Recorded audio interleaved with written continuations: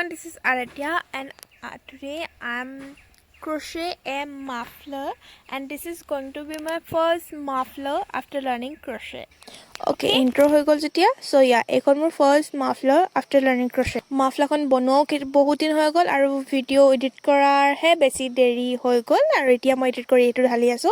muffler খন গুঠা মই স্টাৰ্ট পথাৰত সোমোৱাৰ আগতীয়াকৈ কৰিছিলো কিন্তু পথাৰত সোমোৱাৰ বাবে মানে ধান কাটি আছিলো যিহেতু যাৰ বাবে এদিন গুঠা হয় এদিন নুগুঠা হয় তেনেকৈ গৈ আছিল. ওলোৱাৰ পাছত 2 দিনৰ ভিতৰতে মই বাকি আধাখিনি মানে আধা এটা সাইডটো মই 15-20 দিন লাগি গল পথাৰত সোমোৱাৰ বাবে. তাৰ পাছত মই 2 দিনৰ ভিতৰতে বাকিখিনি কমপ্লিট কৰি দিলো. মাফলাখন অলৰেডি বহুত দিনৰ আগতে হৈ গল আৰু এখন ওলোৱাই পিন্ধিও শেষ হ'ল, একচুয়ালি লৈও শেষ হ'ল, ঠাণ্ডাও গল, বাট মই এডিটহে কৰিবৰ কাৰণে টাইম পোৱা নাছিলো. টাইম নহয় এলাহ লাগিছিলে আৰু তাৰ বাবে এডিট কৰি ঢলা নাছিলে, দিয়া নাছিলো, ভিডিঅ'টো আপলোড কৰা নাছিলো.